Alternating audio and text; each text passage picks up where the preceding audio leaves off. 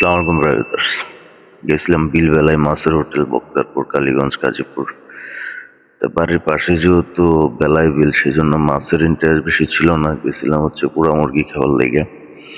তা মূল কাহিনী কই, তা বইয়া চায়ের আড্ডায় আসছিলাম, হঠাৎ করে বড় ভাই কইতেছে চল তো করে আজকে ট্রিট দিমু। তা চিন্তা করতেছিলাম কই যাওয়া যায়, তা আশেপাশে এটাই ছিল কাছে।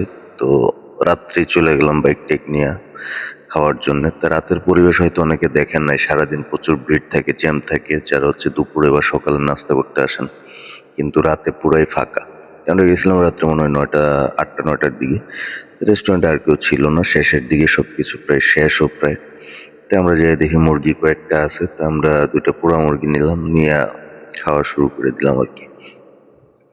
তো টেস্ট ভালোই ছিল। তা এটা লোকেশনটা হচ্ছে বক্তারপুর, অনেকে হয়তো চিনেন এই রেস্টুরেন্টটা।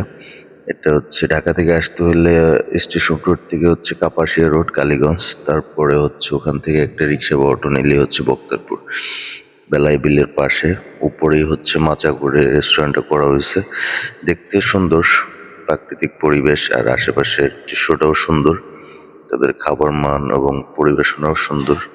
সবকিছু মিলে খাবার রিভিউ ভালো। আর যারা মাছ খাইতে আসেন তারা তো আরো ভালো জানেন, কারণ মাছের স্বাদটাই অন্যরকম।